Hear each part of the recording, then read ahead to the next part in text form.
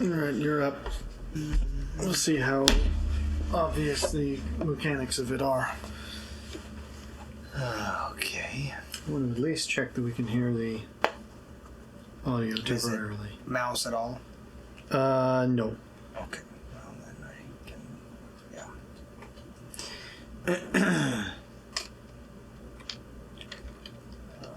Okay. Yeah. Ooh, okay. This is exactly... That was loud, I know, I just had to check exactly that like it was... the game that I... Well, it's interesting because it is not. I'm going to see how long it takes you to figure out. Well, obviously... enter, by the way, is how you fire. Okay. That's what I was looking for. We're not able to hear the cool sound effects. But it's not rest in that assured they I'm are supposed to be finding out why it's not similar. Well, I mean, obviously I'll tell you, but... Yeah. But I'm curious if you'll ever guess. I to be frank, I played it some when I was a kid, but not like religiously enough that I would probably have any sort of knowledge on how. You also need to determine what's the aptitude I have for it. Well, that, but also what's the share of. I don't know, because it's going to be awfully quick if we do death to death, because it's obviously like that. But whoop, get that quick! Oh well. Oh. Too late. Well. Okay. That's not supposed to happen.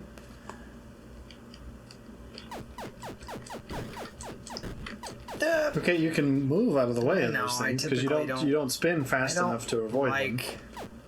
Well, I mean, yeah, you stay. I don't disagree, but when it's obvious that you need to.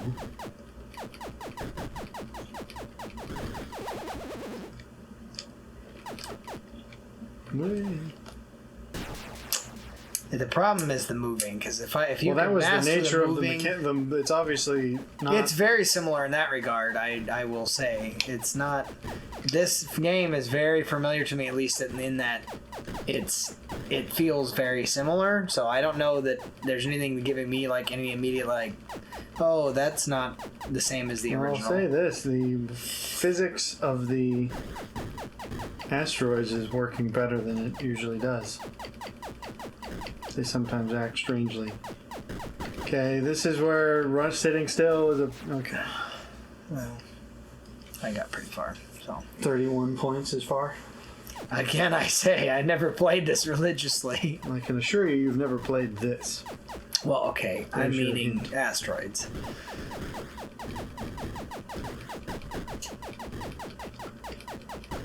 Well, get that thing, quick! I'm not going to be able to. The minute I start moving is when I start goofing. No. Because it's that difficult. But you're going to have to get over that. It works, obviously, in a genuine low-gravity sense, where it's like you only move when you push the thrusters. You don't actually have full control over your movement. Well, no, that's what I'm saying. Like, I can push the thrusters, but now I'm not, and I'm still moving. Well, exactly, because that's what space is like. This is an awfully cold open. It's a very cold open. It's chilly. Awfully brisk. You never get the cool thing. Oh, that's also a good thing to have, especially because you're low on shields. Get the thingy. Oh. So tell me, how is it different? Because again, I'm not gonna get there. I promise you. Well, I'll let you. Okay, I was gonna say I'll let you go to your next not step. Enough of an actual like. Well, this is different. Player of this game. This is different because I made this. Ah, really? Yes. Okay.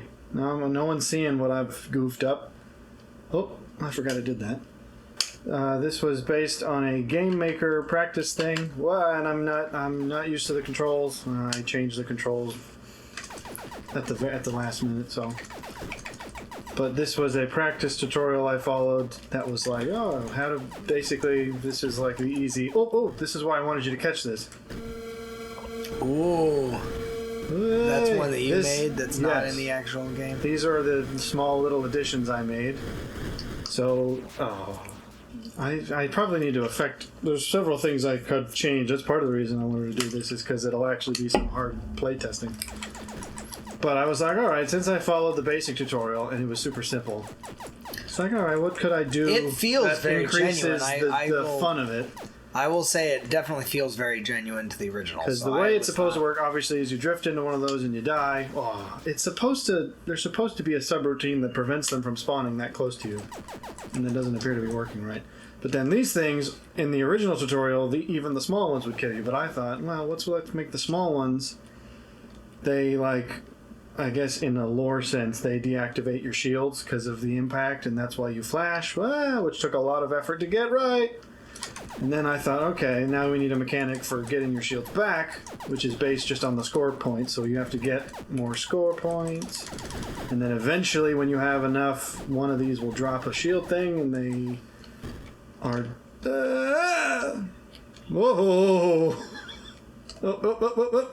Yay! And then those restore your health, and if you catch one when you're not damaged, it'll give you temporary invincibility.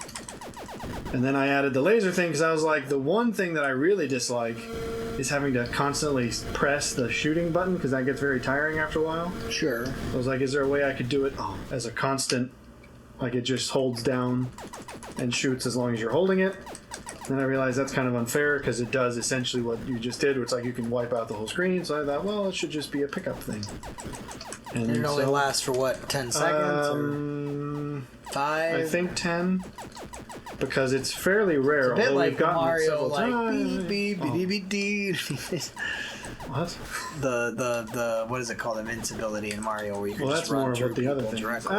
Yeah, but I'm saying with Mario, that's effectively you can just clear the levels simply. Well, you can sort of do that with the boost, with the shield boost, but it's very short. I've gotten the laser upgrade far more frequently than I normally do, because I had even adjusted it so that it wouldn't be so common. The one thing that does seem to happen is that, of course, when you get this thing, then all the shield stuff comes out of the woodwork. So now I can, like, plow through things, but it's fairly short-lived. Really, the challenge is just to keep yourself invincible and having lots of lasers. Well, the lasers are deliberately the lasers are deliberately quite... Well, they're supposed to be rarer, even than they are, but... The only other thing that I have not got to work is the physics of the asteroids hitting each other. That's another thing that's not in the original game. But I was like, it's kind of wonky that they just pass through each other. That's not terribly interesting. So I did a whole physics simulation of, like, what would the proper equations be that govern, like, interactions between these things. Oh, that's the... And the code doesn't work right. Like, the physics works, I know that because I tested it, but I can't get the actual collisions to work properly. Like, sometimes they bounce off of each other, sometimes they pass straight through each other. I have not figured out why. But anyways, I was actually playtesting this, and I thought, I got absorbed enough in it that I was like, this is actually something you could do as a mindless, not terribly distracting. Ooh. So it allows for a little bit more, I don't know, freedom of discussion. Oh boy. So anyways, I should probably figure out a passing point of, like, how many deaths. I should keep track of how many times you die, but I guess that's not normally... There's no such... I haven't implemented any kind of, like, high score tracking or whatever else. I could go, like, super nuts. Oh, see, that doesn't work if you don't pay attention to stuff coming at you. Oh, you just realized that the mouse is on the screen still, and it's probably being captured, so whoops. Pretend you didn't see that. I also don't know why, well, actually I did find out why, but I'm a little bit annoyed that when you do the test run, this opens in Chrome of all things. I don't know why it opens in the browser, but I do know that in order to actually create an executable file, you have to have the paid version, which I wasn't aware of. So that's kind of frustrating. I kind of understand why, because the paid version is the only one you have to pay for it, obviously, if you intend to sell these things. And I guess theoretically, if you could execute them, then they couldn't control your ability to sell them, whereas not allowing you to execute or create the executable at all is an effective stop gap. But it also means you can't share it with people. But anyways. Yeah, no, when I was younger, See, that was you had all the time in the world. But see, but then I would have had to gas it to the point that I'm. No, you don't have to gas it. You'd be surprised at how quick you move if you just tap it. Like I don't. But then I'm like way over here, and that's but that's not a problem. Essentially, I just say let yourself drift until you stop. Whoa. And then use that as the new base. At least should prevent the asteroids from spawning right next to you. It doesn't appear to be doing that either. They are awfully close sometimes when they start. Whoop, health, get the shield. I initially had them as very gamey icons of like... Oh. And I didn't like that. I thought I wanted more diegetic. So, I don't know. I could go like turbo nuts with this and like give it a whole backstory and everything of like why you're stranded. See, like that shouldn't happen. I don't think that was a reasonable amount of reaction time. It's like make a cutscene that explains how you're stranded in the asteroid field and there's debris of ships, which is how you can get temporary upgrades and whatnot. But that's probably more effort than it's worth.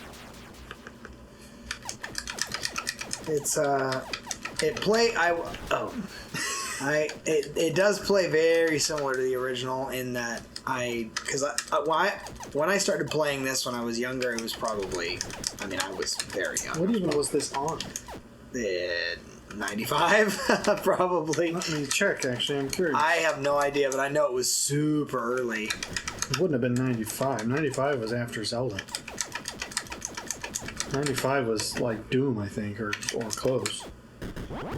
Asteroids. The original, of course. Yeah, I was really annoyed about the collision things because the simulation I made, I was like, oh, they actually work right and it looks kind of cool because they bounce in ways that are realistic. Because I originally just had it to where it's like, oh, they hit each other and then they just sort of randomly move. But I thought that doesn't look particularly convincing. Whoop. Asteroids game, I suppose I should clarify. Google doesn't know what I want. I know that it became like a browser game for a time just because it was obviously an easy. 1979 by Atari. Golly. Oh, that doesn't. I'm not surprised. Me. This is probably only like 3 steps after Pong. This is probably before Space Invaders. I would imagine so. I always found this one to be more of a draw, though, than Space Invaders. And the reason being... Space Invaders was 78. This one's a little bit more dynamic, and there's more to worry about, which clearly I'm not good at, but, it's at least keeps it interesting. Well, I figure this will go for... whatever. Yeah, so, I don't know. I wanted to get some actual proper exhaustive testing because there still are random... it hasn't happened yet, but there still are some times where it's like randomly crashes for no reason that I can ascertain. Hasn't happened in a while, but I also haven't tested it as thoroughly. Anyways... The thing I like about that mechanic that you were talking about as far as them bumping into each other is that sometimes they actually will slow each other down, which is kind of... Well, sometimes, but they can also, at least theoretically, if it worked properly, they would also occasionally catapult each other into you. Oh, for sure, which is... So currently the bug seems to prevent that, whereas they do sometimes slow each other down.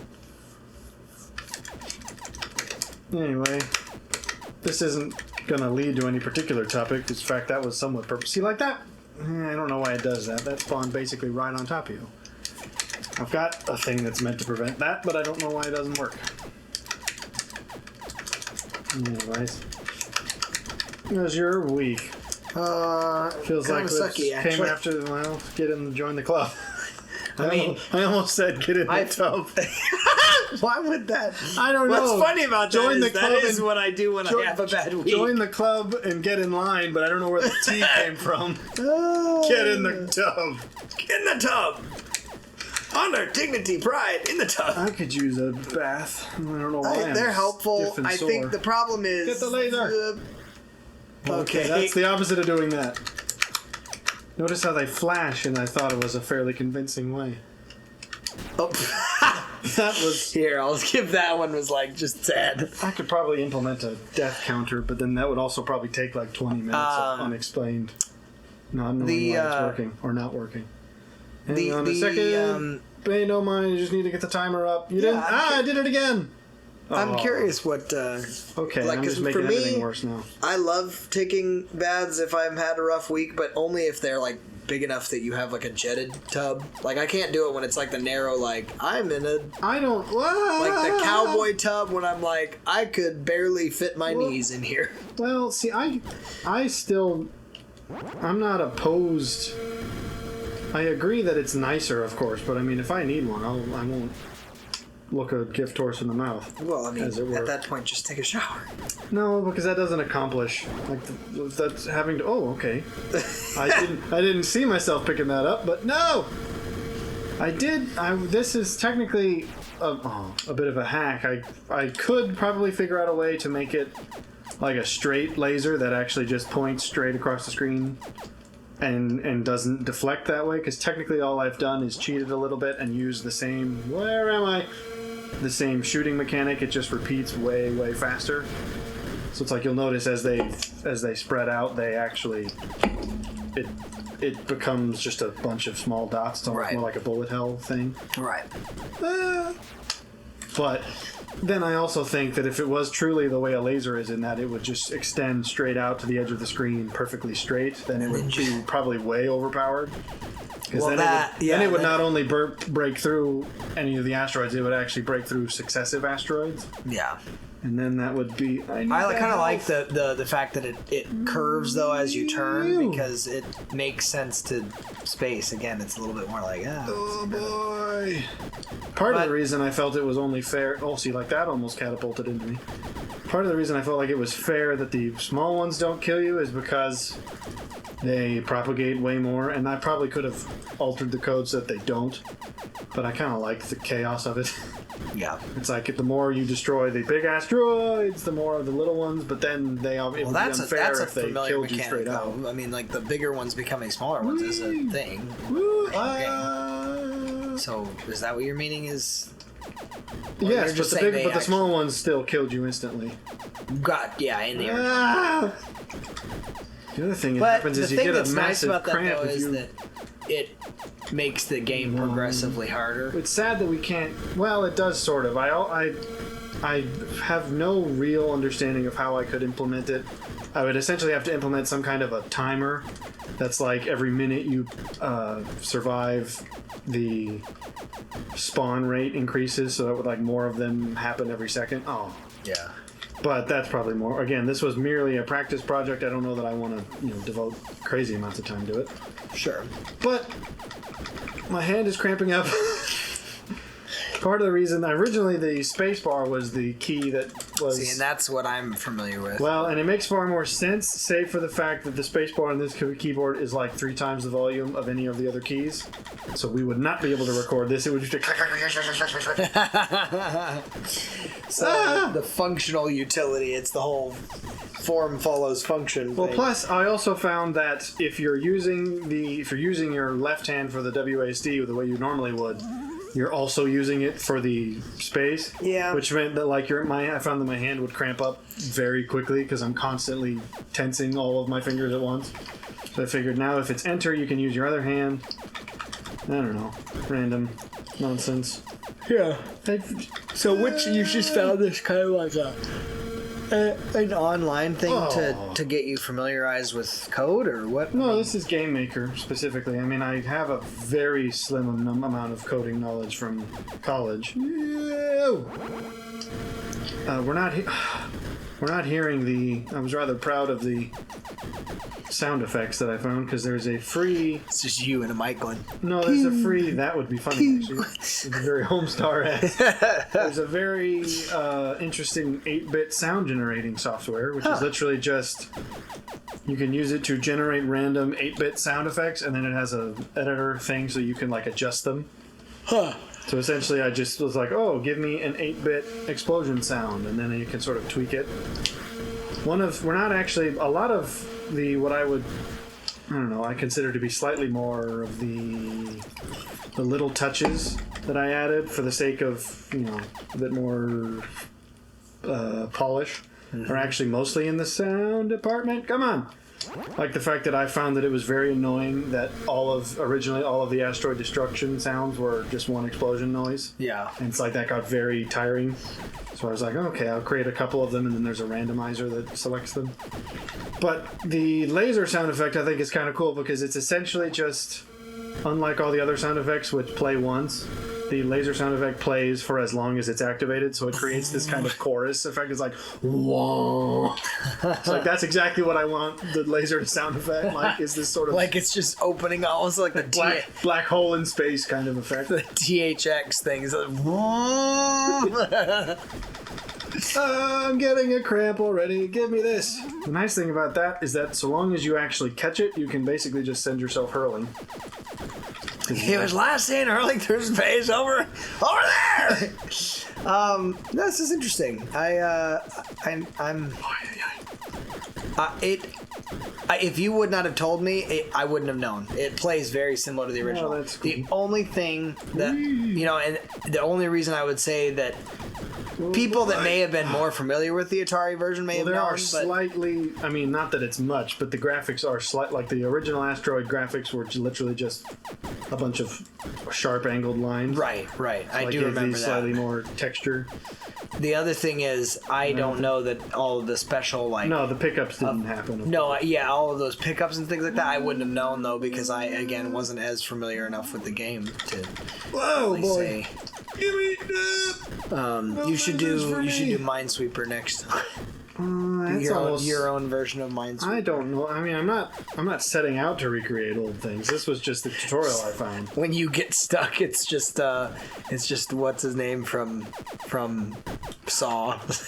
Shall we play a game? The reason I started getting into this actually is because I was because Game Maker's free, and I've always been slightly curious. So I was like, there's really no reason since it's free, at least to learn. Obviously, if you want to produce something, then you have to pay for it, but that's fair.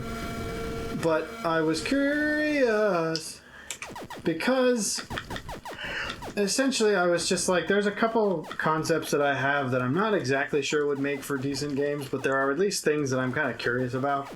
It's like, could this be and I mean, some of that is obviously the indie space has already met a lot of those needs.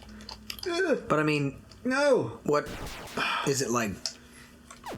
This, where it's like a 2D kind of a... I had a basic... It was essentially a... Ooh. Oh, see, I don't know. Sometimes I'm catching these without catching them. Literally. It was an idea for basically a pseudo RPG type thing, but it wasn't... The problem is it doesn't actually... It's almost... I don't know that I could describe it, because it doesn't actually have any strict game plot aspect. Essentially, it was just basically like a... I mean, it's not actually a farming sim, but I mean, it is of the vibe of something like Stardew Valley, except in fantasy. And I was like, oh, what if... Because I had this notion of like, what would a genuine take on what an actual, like, fantasy villager's life. It's like I had this idea of a potion, like an alchemist thing, where it's like part of your job is you literally have to like go wander around, collect stuff. Much more in a far less glamorized adventurer sense, and more of just a genuine sort of job simulator in a fantasy setting. Right. But given how complicated this was, even despite its simplicity, I was like, oh, okay, so that wouldn't have been like an easy first project. I was like, oh, it would just basically be like a big field and I could wander around. And then I was like, oh no, it's really hard to even get this to work. Yeah. Then it gives you a whole new appreciation for, again, all of like the coding that they do for each blade of grass moving in the breeze. It's like, oh yeah, I was like, yeah. The thought of doing that now, I'm like, ugh. Seriously, it took a great deal of effort like just to get the player sprites to flash. Like some coder for Skyrim's like, you see that blade right there? Right there, that one's me. 4 weeks of simulation time. But anyways, I don't know. Yeah, this is good. I like it. So this helped you clear your mind of the crappy week. Oh no, this has been a lot longer of a thing. This has been the crappy week. Now it's just playing. The crappy week was mostly just random, like changes at work, change of commute, I got Oh yeah, 'cause you thunderous guys- diarrhea this week. Oh dear me! I don't think we needed to know that. Even as I said it, I was debating whether or not I should. Then the The phrase, delivery was priceless, but the phrase "thunderous diarrhea" came to me, and I was like, "Well, I'm not certain. I'm certainly not going to pass that up." But seriously, it's like I may as well have been irradiated for what was going on. good night. That's sad. You know, I find it annoying when people I find it annoying when people have diarrhea. people have over. thunderous diarrhea. No, this week for me it was more. I don't like it when other Well- people don't do their jobs and then therefore subsequently end up having me do more of their job than I ought to be. Yeah, well, ain't that life? And it's a little bit like, dude, this is my job. Like, and I especially Well, but hate see, that. you're in well. the I guess context under of- what context? Because you have at least a slightly more authoritative position. I do. So Which you is could- why it's my fault. It's like, so Because essentially, theoretically, you could be like, "No, this is your department." it's Handle true. it." I could do that. Whereas I am not in such a position, so if someone asks me to do something, I can't exactly be like, "No, do your Well, own work." when I say yes, I Woo! can do that. See, that was it's- close. Why I can't do that is because there are clients, and so technically, Oh, it's a well, little okay. bit like. I mean, they- you could. You just wouldn't There are work for- coordinating groups that come in and they say, hey, this is the job we want you to do. But when they haven't prepped the job, it's like, dude, that's technically your job. Like, you shouldn't be even, like, parsing this out until the job's prepped. But basically, when we're given the job and then they're like, well, you go and prep it. It's like, no.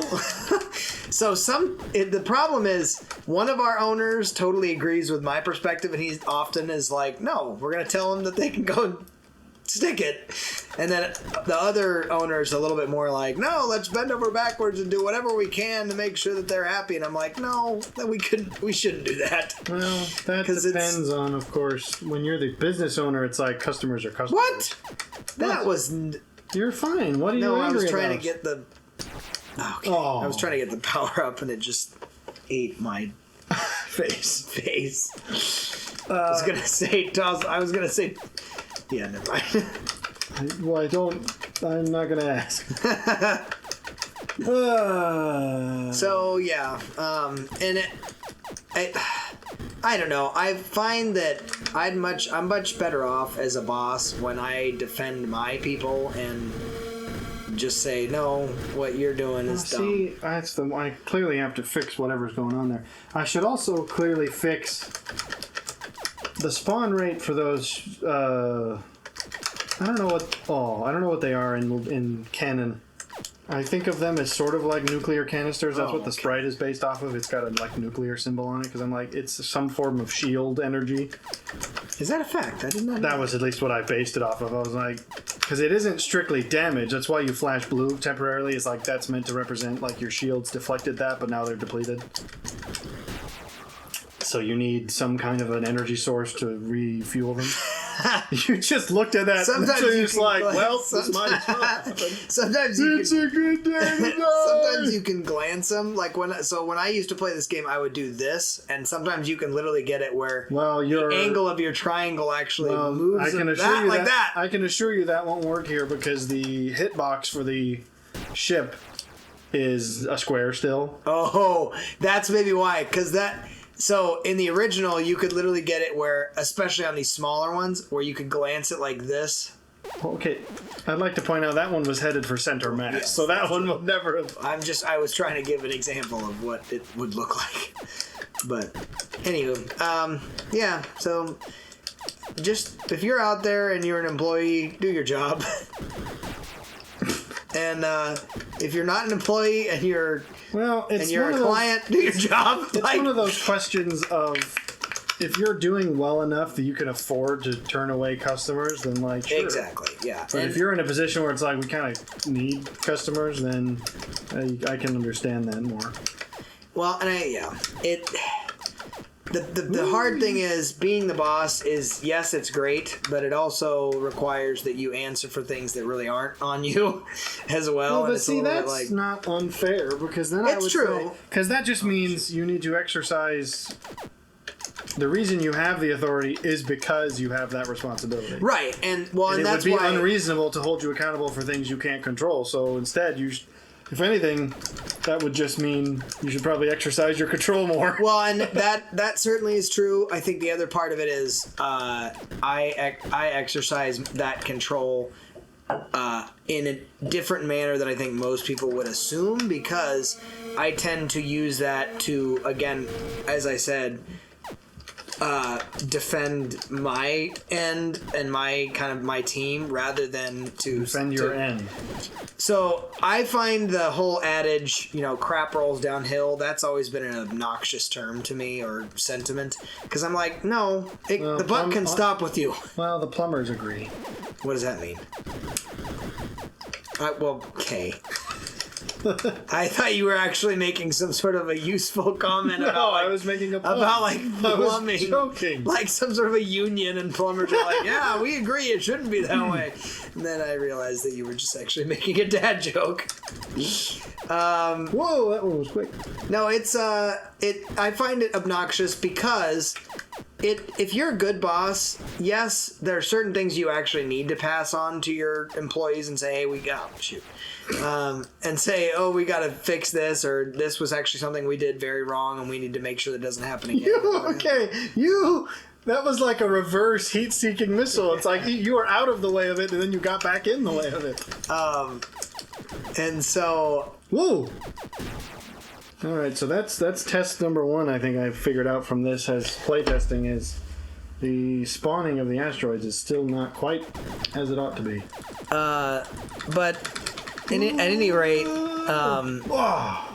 I find that most of the time, though, when you have people above you that are just basically doing the kick the dog syndrome, I'm like, no, I'm not gonna just continue the chain and basically get upset at my guys when they haven't done anything wrong. I'm like, that's obnoxious. So, I don't know. Just food for thought. If you're a boss out there, don't kick the dog. Well, I mean, and if you're not a boss, you probably still shouldn't do that either. Give me. I think sometimes people get surprised because it's the bit like the... I tend to be a very... I wouldn't even call myself soft-spoken as much as I would say... I missed it! As much as I would say... Whoa. I don't complain unless or have an issue like directly with somebody unless I must. So I don't know what that would be called. What does that determine? I suppose. How do you determine that? Meaning, I don't make small issues into big issues, or talk about every little thing as far as being disagreeable. Maybe agreeability is that's of course what it is. You still haven't taken the big. No, I haven't, but I need to. It's I $10. know I would be fairly high. I don't think I would be like ridiculously high, because I know, like, for instance, somebody like your mother, where she actually goes, I'm like, I must please everyone at the expense of myself. I'm like, no, I'm sorry. I suppose. But there does come a point, and this is why I say my personality type also, oftentimes I think gets confused, or gets people get confused, because I will be patient, and then all of a sudden you've crossed a line, and I'm like, I will literally tear off your entire butt and feed it to yourself. And they just kind of look at me like gobsmacked, going, what happened? And it's like, you crossed a line, pal. That's what happened. No. So, woo! I think some people, to a fault, are like, confrontation must never happen. It's like, I can't take confrontation. and I'm like, no, I definitely don't feel that. That for sure. Well, that's the thing I found is somewhat odd. In fact, when I did it, I found it rather illuminating, because the thing I know about myself, in an odd sense, is that I am not...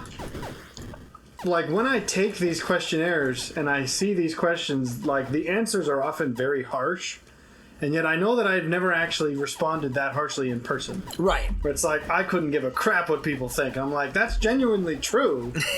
But no one would know that, not because they think I do, but just because I'm not demonstrative about it. Right. I guess so. It's like, I don't know, I tend to see... Not actually, that's an unhealthy thing. But the thing that I found interesting was that part of the reason is due to I'm very low in agreeableness, actually somewhat borderline sociopathically low in creative willness, which I found kind of unusual. I was like, I knew I was going to be low, but I didn't think it would be this low. But then I realized, the reason that doesn't manifest is because I am also catastrophically low in extroversion. And extroversion is not actually... I was fascinated by the explanation that the Big Five gives, because extroversion is defined not in the way everyone knows it, as, do you get energy from being around people, or do you lose energy? Jordan Peterson just cut straight to the point. How do you get off? No, I'm just playing. I'm joking. It's in fact what it is that I think is interesting is it's a matter of essentially extroversion is the opposite of neuroticism. Because neuroticism is sensitivity to negative emotion, and extroversion is sensitivity to positive emotion. And I think it's odd that manifests itself as social... Sensitivity to... Okay, as I don't know that I grasped what you were getting Give me my... Up. See that? Up. Up. Sensitivity, so I assume you know what neuroticism is. Yeah. Presumably, because I think both of us are slight. Well, actually, I thought I would be higher than I was. I was very high. I'm actually moderately low, which I didn't expect. Yeah. But given that I am zero almost in extroversion, I am, on balance, a more negative person, despite the fact that I'm not that negative. I'm just very not positive.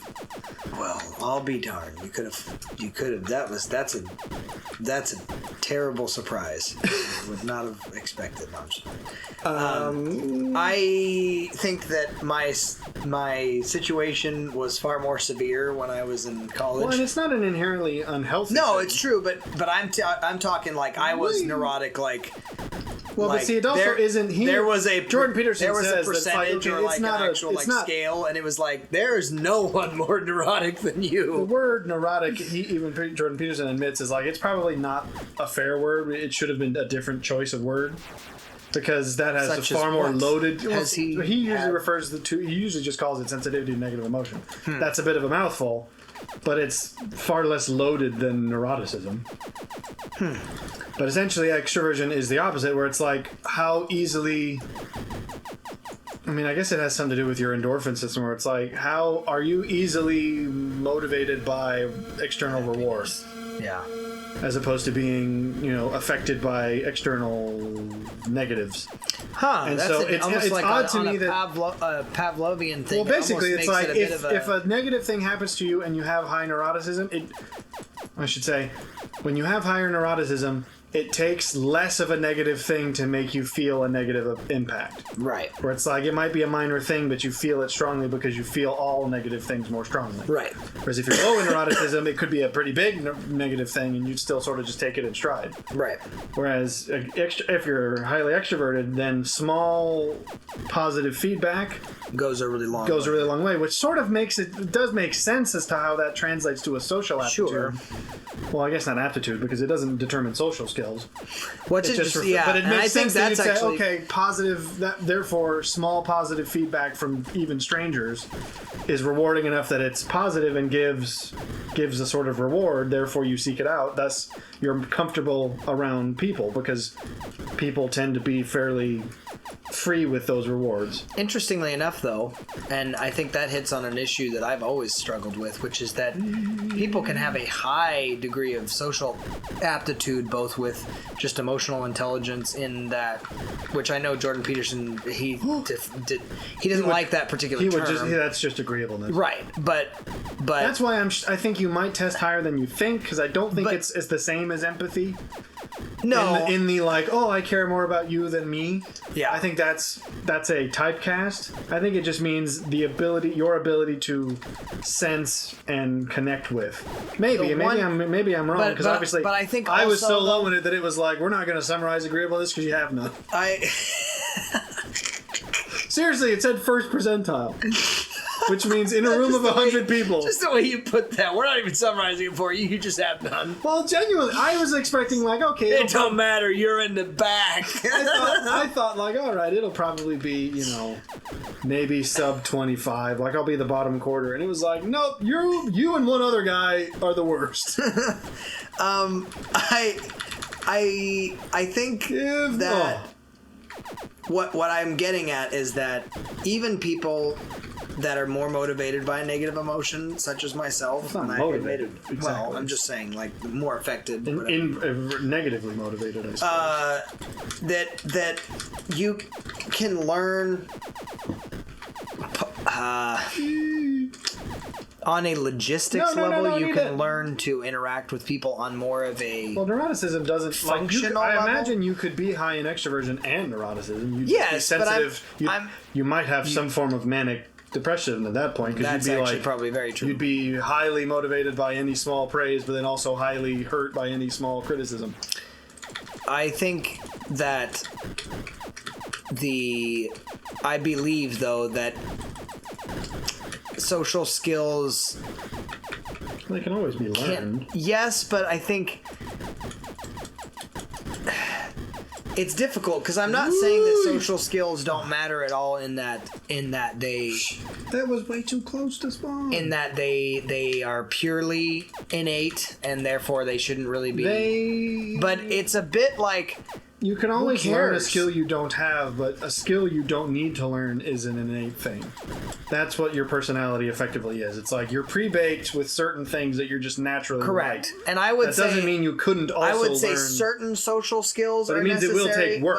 but it also is come on. annoying how much our society accepts this idea that, and case in point, it's the whole no, give it to notion me. that, oh, you were there. What on earth is that? Well, I got myself a whole bunch of them, so I can just clear the whole area. I think there's far less that people actually need to learn when it comes to social skills than people give credit to. People act You like... think that. You'd like to think that, wouldn't you? No, I do like to think that. I've just submitted it. Yes, as someone who doesn't have to learn them, you think it's easy to learn. No, I didn't say it's easy to learn. What I'm saying is there are less things to learn than people think you should learn. Then what would these things be? I think that learning come on. for instance, for a job, you need to be able to interact with people on at least a cordial enough level that you can manage to nail down a job or keep a job or whatever else. But then you go within social circles. But you already think as though that's a simple thing. No, I'm not. Okay, I'm not labeling. I don't know why you're acting like I'm putting a sort of value on its intensity or its difficulty. You're just. I think it's interesting that I think you're taking more things for granted because you already understand. I'm not intending to. What I'm saying. I agree. You're not intending to. I think because of the but fact that you have the capacity, you may not realize you're what you know. valuing my. You're making metrics out of what I have not made metrics of. I'm not exactly. I'm not. I'm just saying. It's the fact that you aren't. You're saying, oh yeah, there's not that much. No, I'm saying. Like all you have to do is this, and I'm like, that is not a single task. That is multiple. Okay, things. but then there are people. Here, let me put it this way: there are things that people bring attention to as if, oh, this is a very valuable social skill you need to learn, and I go, no, it's not. Like when the self-help industry is not just the self-help industry, but the notion that you have to interact with people this particular way in order to have good friends and in order to have good like life relationships, whatever else. I'm going, no, you don't. I'm sorry. Like society only gets to dictate a certain amount of the way you interact. And anything else that's periphery to that, I go, who cares? If someone wants to chooses to interact in a way that is, they want to crawl over a bunch of cat pee stained National Geographics from the 1970s to get to the cattle, freaking let them. It's true. It's they like it. Who cares? So you just go, okay. So people are freaked out. So that's my sentiment. It's like when people go, there you go. That's my sound bite. People are freaked out.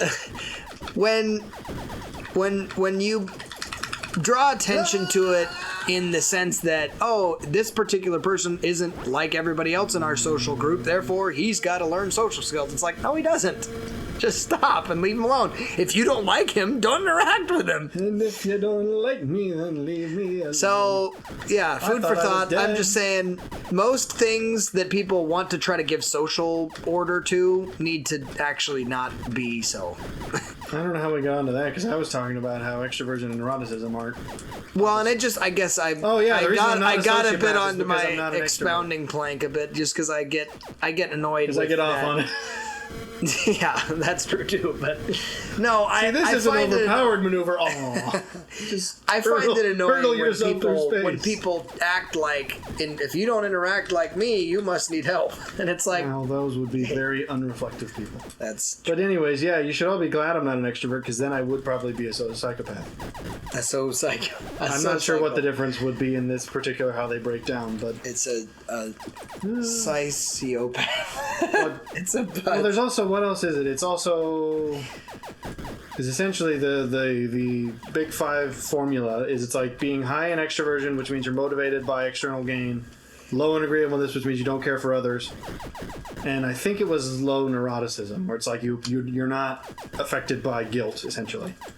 That is how that is the definition. That would be the recipe for being a psychopath. It's like, right. I'm willing to get what I want, and I don't care about people, and I don't feel guilt for doing anything. Exactly. And ironically, I do think, and again, this is based off of the fact that the medical or whatever psychiatric societies don't seem to have any consensus on the difference between sociopath and psychopath. But I would wager, based on my limited knowledge, that the difference is probably to do with conscientiousness. Huh.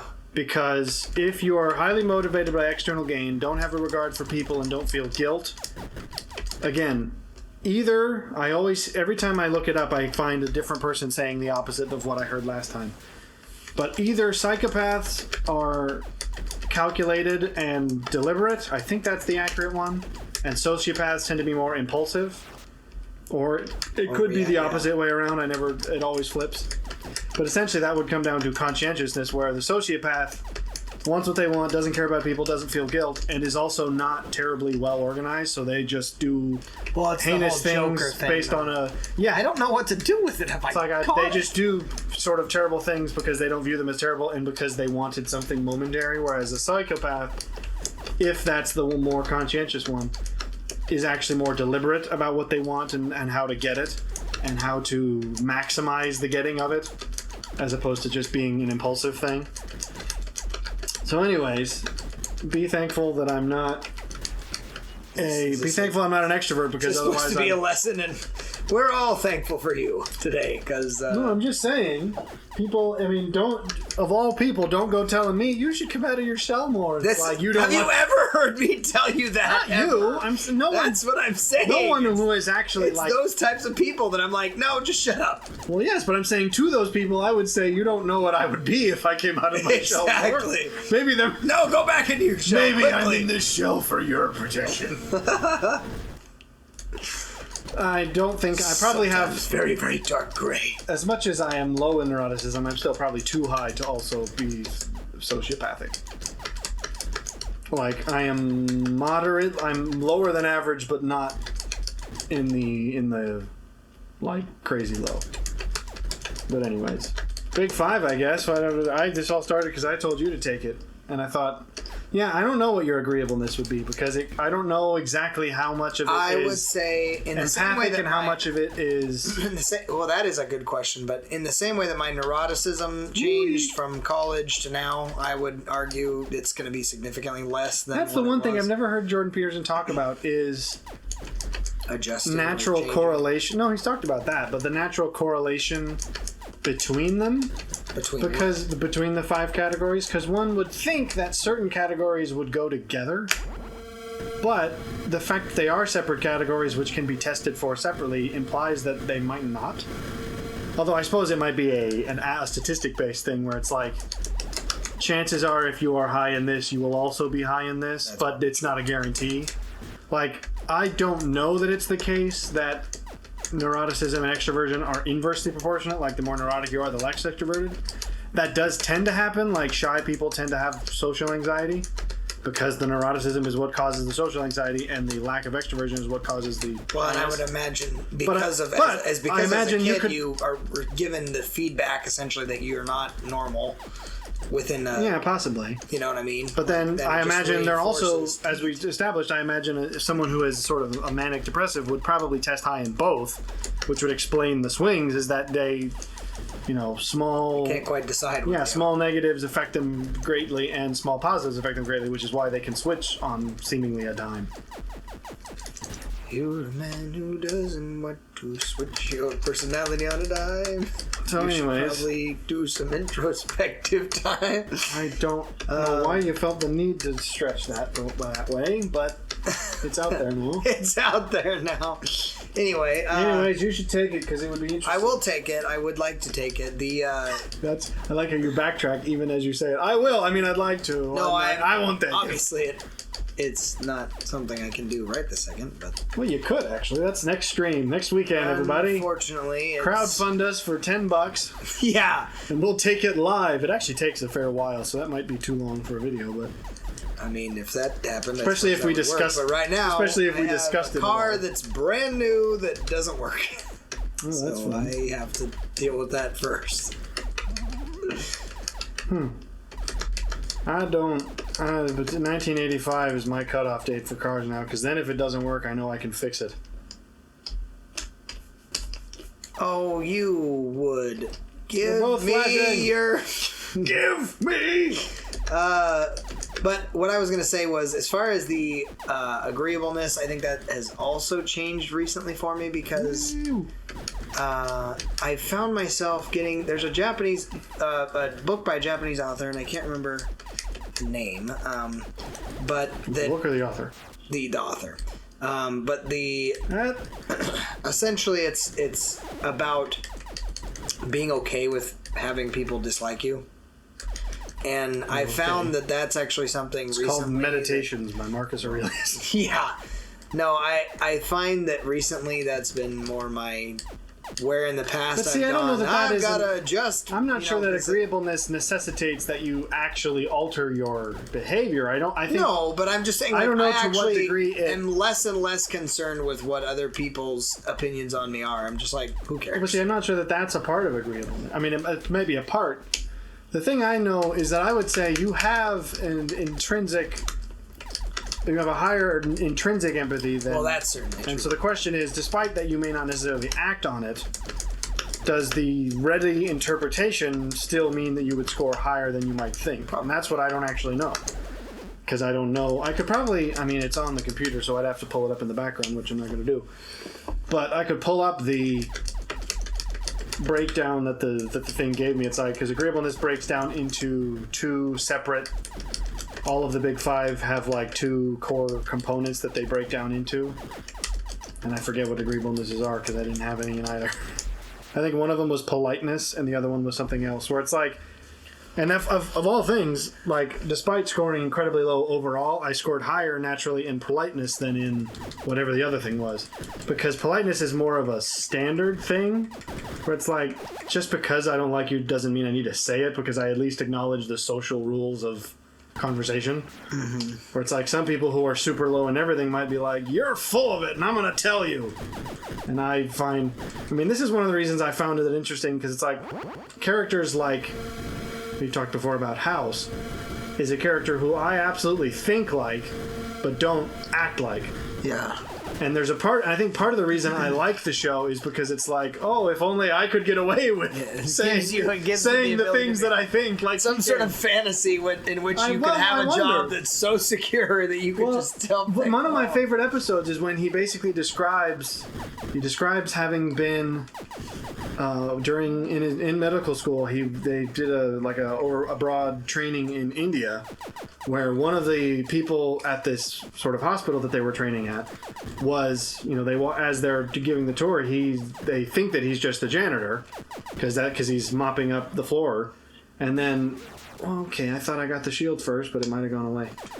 But when they have their sort of crisis that they can't understand, they actually get this guy, and it turns out he's a doctor, but he's also one of the untouchable lower class, like the caste system that India had at the time.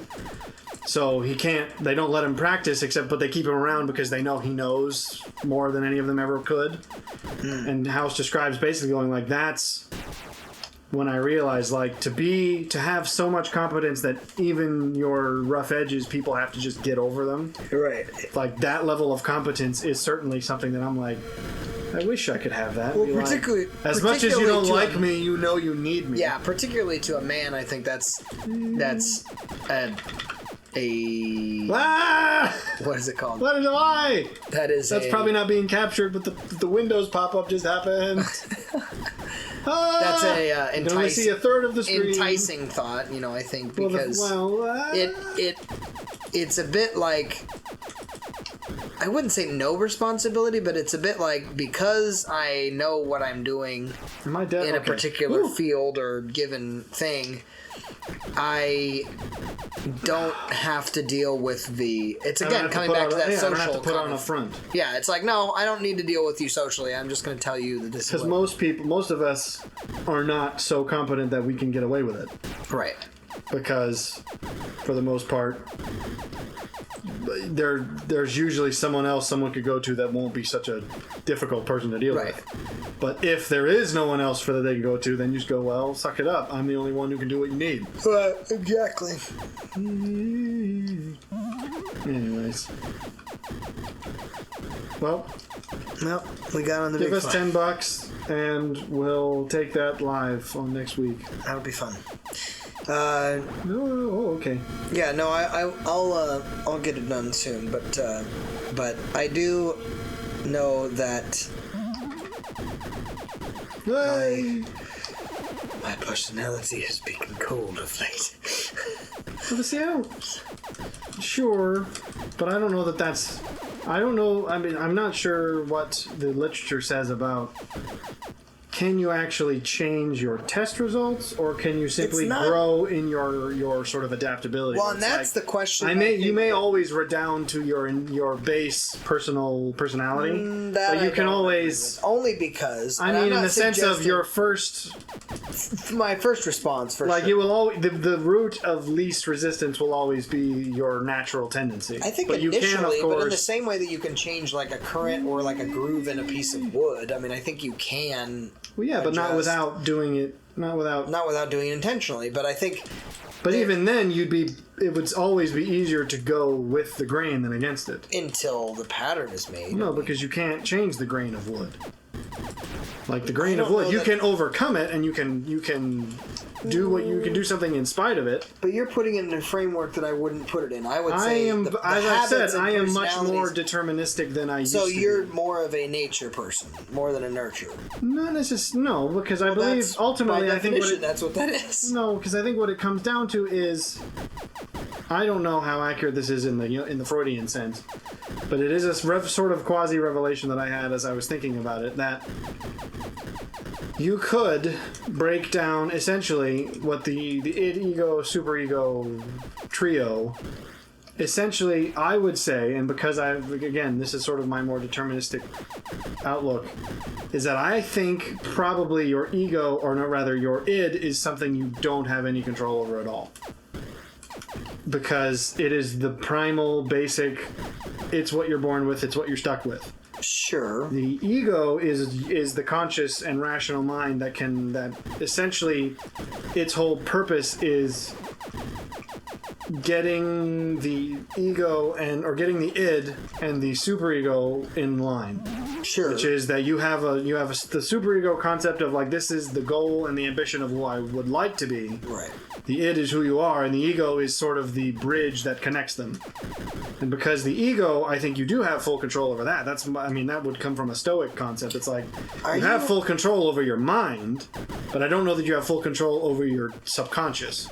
See, I think by rational reflection, you can adapt your conscious mind to the vicissitudes, I guess, of your unconscious mind. So I don't think you can necessarily change the. the unconscious mind. I think You're saying it's a system 1, system 2 thing, which I don't. I don't know enough about that book to use that suppose- language, but I mean, I suppose I concur to some degree. I wouldn't say that. The thing is, to me though, if system 2 decides and determines we're going to create a new pattern, initially, yes, you're probably going to have some degree of tension within the system 1, system 2. but I think the reason I say conversation, this, but once that system is established, new like pattern of thinking is established, I think eventually system one will adopt. I don't know that I agree, because I would the framework I would say in an analogous sense is that it's sort of like building a bridge between where you are and where you want to go. The ego is the bridge. So to build an effective bridge, you first have to know where you are and where you want to go.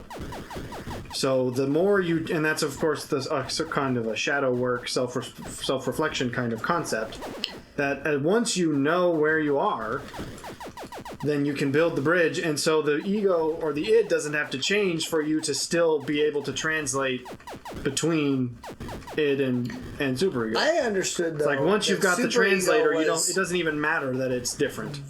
Because the conscious mind makes the decisions if you're well adjusted. Correct. The problem is most people don't know themselves well enough to know what their id is like.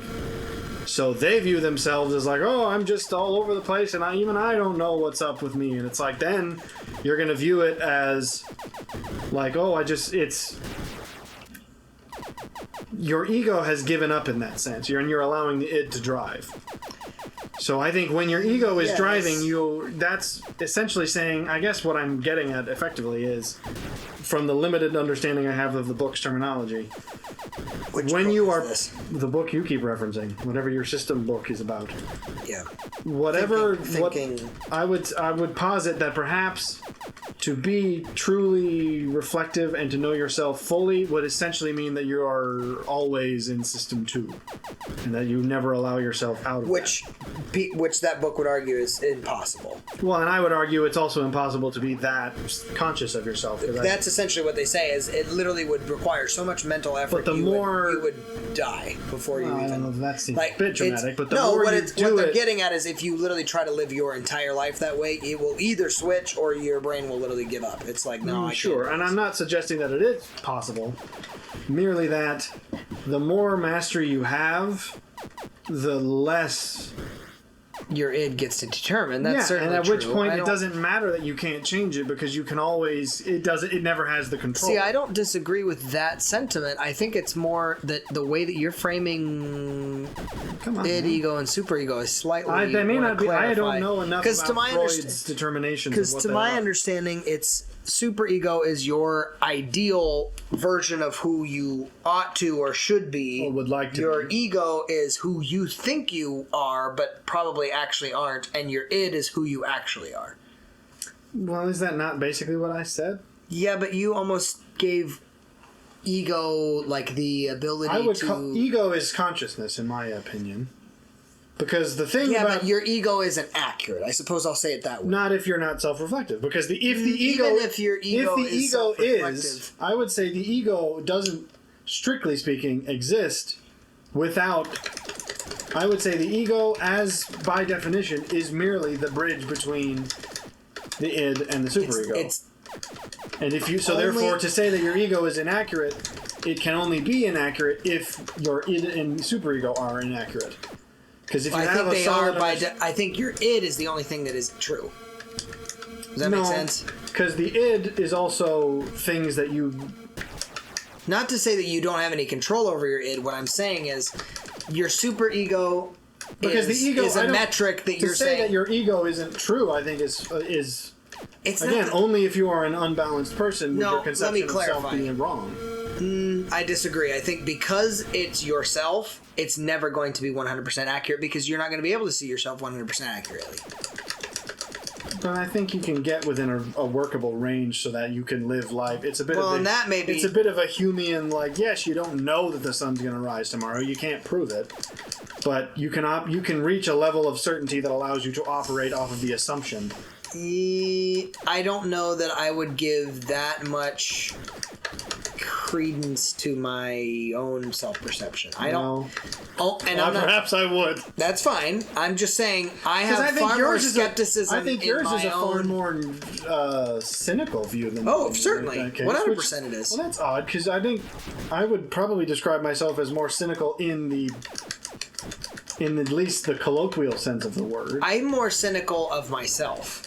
I'm and cynical you're more of cynical of everyone others. else. Exactly, that's the difference. See, I feel like... You go, you don't know me very well, but I know myself very well. And I go, it's not that I give like some sort of credibility to others to know me more. When I say that I better. know myself, it's just a bit of the Michelangelo sculpture argument, where it's like, that doesn't mean I see it now. Well, but I think I would know it when I do see it. Do you see yourself like, for instance, when you look in a mirror, do you see an accurate representation of yourself, or do you see your own perception's representation of itself? That's one of those questions that is impossible to answer.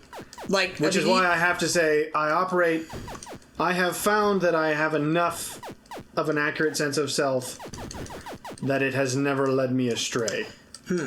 In the same sense that though I can't prove the sun will rise, it's never not happened. And I don't know that that's inaccurate of me. I just think by default, I tend to give a lot more skepticism of my own. But see, I think that's I think that might come down to a more agreeableness perspective, where it's like. But see, it's not about giving other people more credibility to understand. No, but I think the lack of it's about certainty. Reasonable doubt. Yeah, and that's where I just go. I mean, perhaps I take a Cartesian approach where it's like I am the only thing I can know. Yeah, I certainly can't know anyone else. That's almost a sophist perspective of like man is. It would be Cartesian. Well, but by definition, man is the measure of all things is very sophist.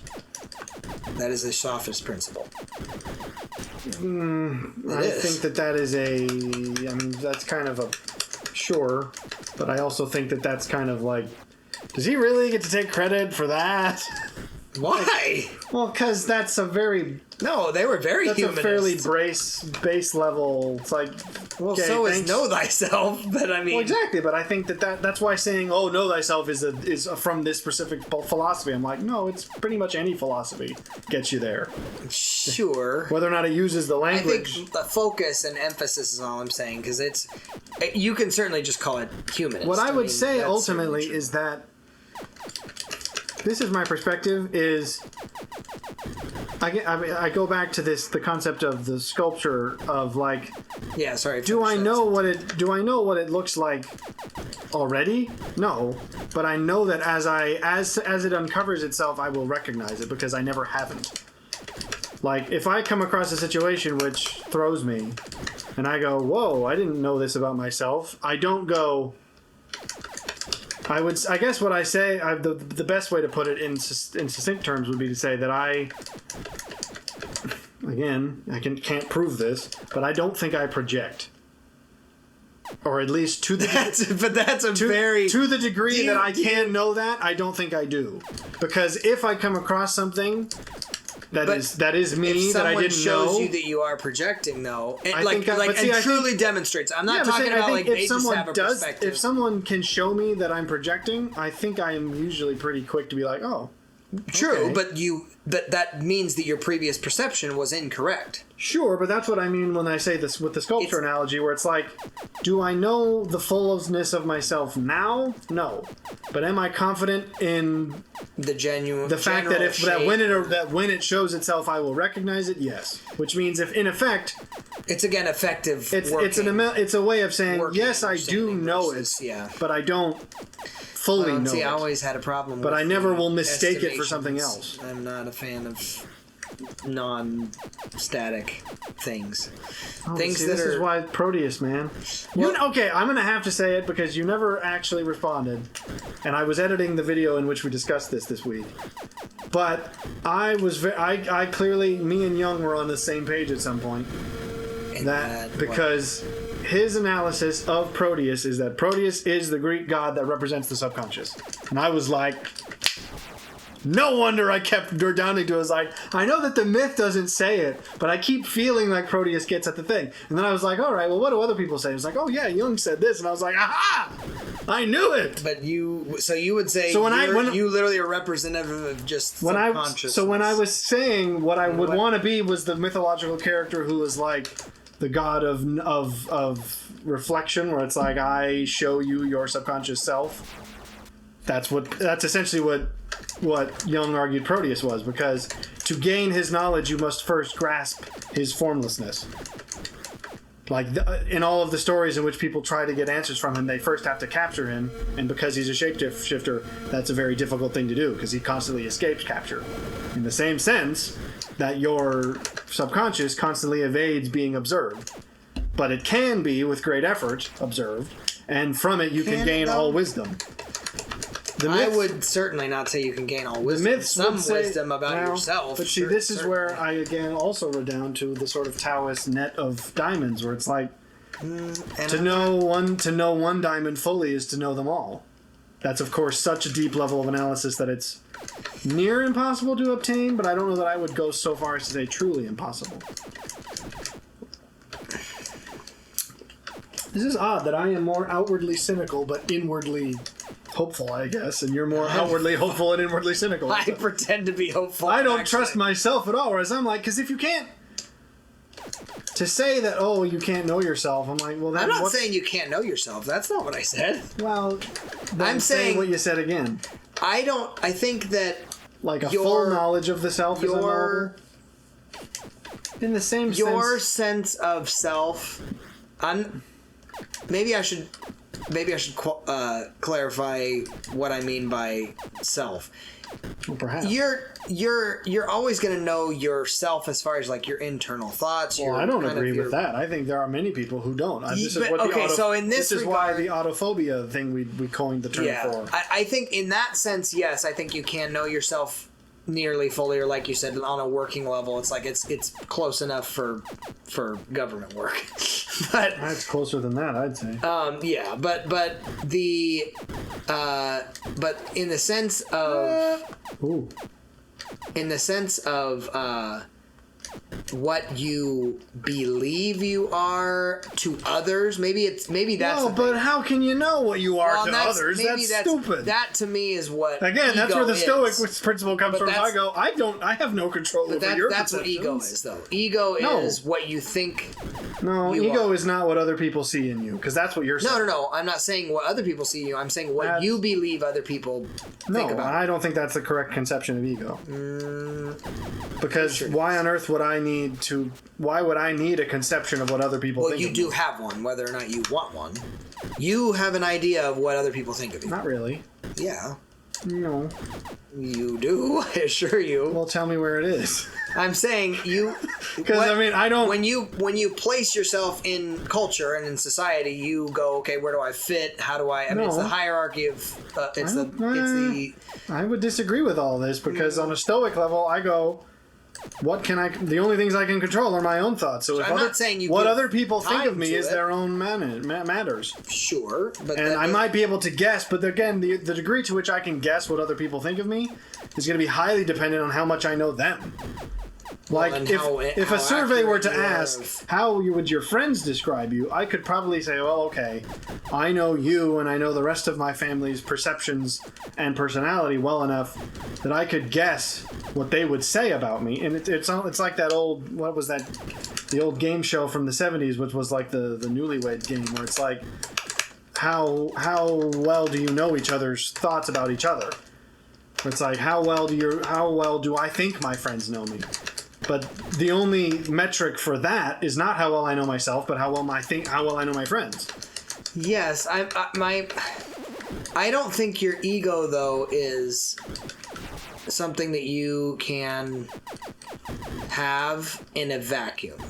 I think your superego is because this is the ideal version of myself that I would have. No, I would say you can't have any of this. And the id is who you actually are as far as your nature, if you want to call it that, I suppose, I don't know that. I feel that's a useless point, because I would say nothing can exist in a vacuum. Well, so but that's yes, my the point. Fact that the ego can't but exist. That's my point, is because nothing can exist in a vacuum, to say that your ego and is 100%. No, but I would say the ego is accurate. merely a byproduct of the id and superego. It is that which conjoins the two. No, and that's why I disagree. Now, with that again, I don't know enough about Freud's analysis to say what is his definition. I might not be using his definition. And that's a good.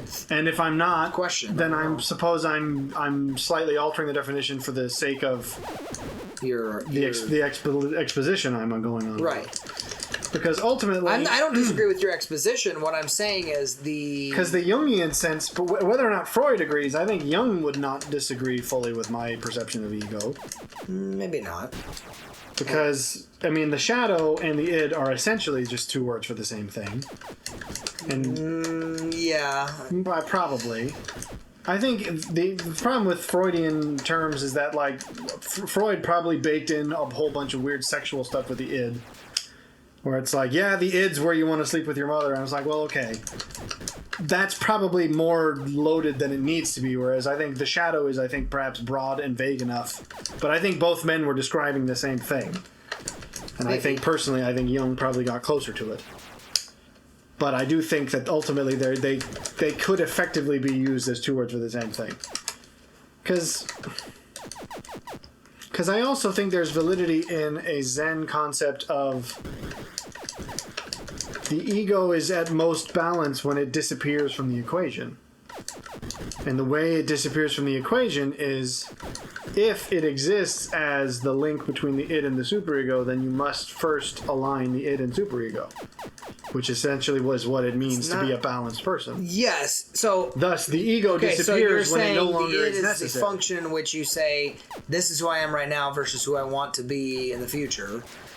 And this is how I get there. And whatever unifies those two things that says I now translate what I am and aim it towards what I want to be, it's the ego that does that.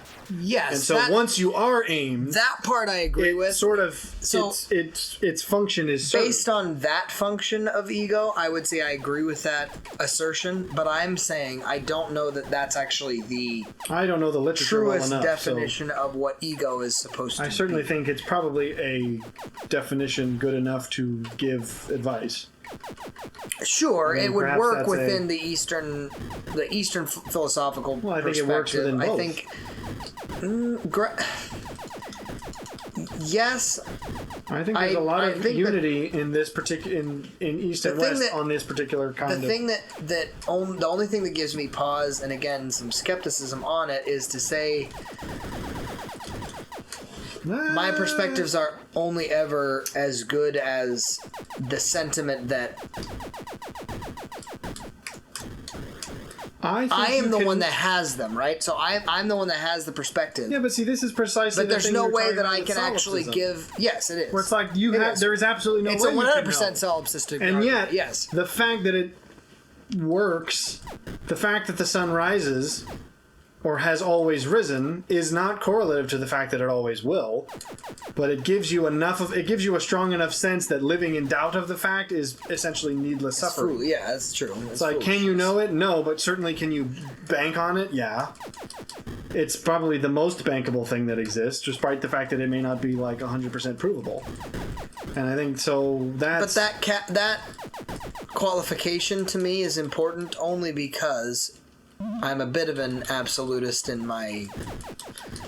I'm not if sure you're going I know to enough about what that would mean to agree or not.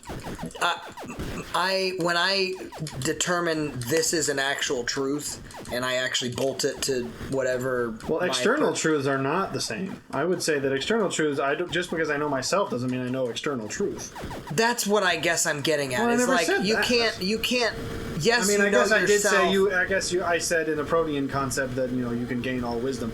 That I think is I admit that's more mythological language. No, well, and I understood at that point. What I was meaning was what gives me pause is the sense that yes, you can know yourself, but you can only know yourself as well as. This is going to sound like a very cyclical argument, which it somewhat is, but it's getting at the root of what I'm grappling with, which is that you can only know yourself as well as you yourself can perceive your own perspectives. But see, that's what I would. This is where I think we get back to my concept of self-centeredness, where you can see again with the concept of a picture of like a panorama, 360-degree picture. The only way that a camera it can be found is either if it's reflected in the image or it's implied by the image. And I say But the when camera you are, is not self-conscious. It's not. well, no, but in the conscious of analogy, itself. if it is an analogy for the ego is conscious. So I say you can either know yourself by staring at yourself, and I actually think that's the less. That's the more vain. Yes, more vain and Perspective. less accurate, because How so less accurate? because I would argue that the only way to look at yourself is by a reflection, which necessitates some kind of an external thing that does the reflecting. In the same sense that you can never see yourself. You can only see yourself in a mirror or in some other reflective surface. This is what it Whereas comes down to. in a Taoist sense, you know yourself by simply knowing the world, because you can know everything you need to know about the camera by the picture that it takes. Especially if it's at 360 degrees, you could pinpoint exactly where the camera is because it's the only place not in the picture. And I think that actually is the most balanced sense, because then the ego doesn't take up space. It simply acts as the conscious perception. And I think when people say that, again, we talked about like, oh, when people think of self-centered as a negative thing, I think what they mean is self-obsessed, in which yourself is all you see. It's like that you're taking a picture of yourself. But all I'm saying is, how do you know that the image that you are getting from your camera is an accurate You can't, image? but that again, you get to the Cartesian sense where it's like then you can't know that solipsism isn't true, and it's just where you go, well, okay, I agreed you can't prove that solipsism isn't true. That's all Which I'm is saying. precisely why it's useless. Because it can It's neither not be useless, though. It is It's because just- it can neither be proved nor disproved. But that's not a useless Yes. sentiment. All it An identifies answer- is that a question with no present truths answer? are not static always, and that sounds really weird That's not coming what from a I'm- moral. No, but I'm not okay. But that isn't what I said either. Because Well, because when to I say that you know to- yourself and say that that there it is can't- no flaw well, when in your I didn't say that perspective. there wouldn't be a flaw. Well, okay, so that's all I'm getting at. Your ego is In the sense that only again, as the sculpture, perfect it of- might not be a finished sculpture yet, but it's a matter of saying, I will know when I see it. Okay, so Which must imply a what degree of else? knowledge. So sure, It's like yes. to recognize something requires that you understand it at least on some level. Okay, that much I can concur with you, and certainly you need to have this is why self-reflection is important, and why on a scale, if we want to put it that way, on a scale, the people that do less self-reflecting, of course, are going to have less of a familiarity with the image that it's supposed to be. Whereas, But I think I want to clarify one thing about the solipsism thing I was saying, is that it's crucial to say that when I say solipsism can't be answered, I don't mean simply we don't know the answer. I mean the formulation of the question itself is devoid of the possibility of answer. yes, but I Because- think that those questions are still useful. No, I disagree, because a question that we don't have the capacity to answer is valuable. Tells us- because no. it exposes things. It exposes what we don't know. But That's a question, exactly what no, that's solipsism doesn't expose what we don't know. It exposes the capacity of not knowing. well, That's exactly what it's no, supposed to but do. sure, yeah, but I still think that's useless because there are so many other things that do that. Like what? Well, the notion that the only thing it can teach us is that we don't know things. It's like, yeah, so does literally every form of science, every form of even the what senses. but prove what I'm you getting can't know. right. Well, see, that's what I But was there are getting things at. you with don't the know. senses. But I'm saying the formulation of solipsism, by its very definition, it is unanswerable on its face. But there are certain And there things is in an- life that are unanswerable on their face. I don't agree. Yes. There are things that aren't understood, but I don't necessarily think that means they can't be understood. Oh, I 100% think that's true. There are certain things in life that will never be understood, not because Well, okay, we will haven't never. got there. Will yet. never is also not the same thing as can't. There's a valid distinction between philosophical impossibility and the other term. Absolute. Maybe, but essentially there is the notion that, okay, in physics, at least, by our modern conception, we believe, okay, it's impossible to travel faster than the speed of sound. We might be wrong about that. That could be disproven by some future thing. Speed But of light, right? That's what I meant. That is, so that's, I guess, in a physics sense, that's impossible. But one could conceive of a universe in which that's not impossible. Now, that isn't our universe, but we can still conceive of it, whereas it is impossible to conceive of something such as a four-sided triangle. Because what you have conceived of is simply a redefinition of the word. you've turned a triangle into a rectangle. You cannot. Sure. That's what I mean when I say philosophical impossibility, where it's like it's a contradiction in terms that can't be reconciled. There is no such thing as a married bachelor unless you change the definition of one of those words. So it is it's a literal impossibility. So that's when I say solipsism is not merely something we don't know, but on its face it is an unknowable thing, which means it's useless because we can't even conceive of the way we could know it. You can't devise any test that would show you how to prove it. Like, even though... But there are ways of identifying that it does exist. No. Yes. No. False. Because we don't know that it exists. We can't prove that it exists or doesn't exist. We don't know that it is true or false. It's not a matter of ignorance. It's a matter of the question itself is impossible to answer. Like, it's... Because I forget the name of this kind of academic practice that says, okay, if you submit a hypothesis, a proper sort of counter argument would be to say, okay, this is our hypothesis. By what means would this be disprovable? What relevant set of information could we find that would disprove this assumption? If there is no such thing, then what you've developed is an unprovable hypothesis. Not, we don't have the capacity for it. We don't, it's not a matter of knowing. It's a matter of the definition of this thing is impossible. Because literally, even in our fictional conceptions, there is no way to prove it. Because there are plenty of forms of science fiction which posit ways of going faster than the speed of light. Sure. But we recognize that these are not the universe in which this is possible is not ours, because these are fictional means. Right. But that's what I'm saying when you say, okay, despite this being impossible, how could it happen if we were able to bend the rules? There is no bending of the rules of solipsism that would allow you to know it, because it is unruled. It's a four-sided triangle. It cannot be. By its definition, it can't be known.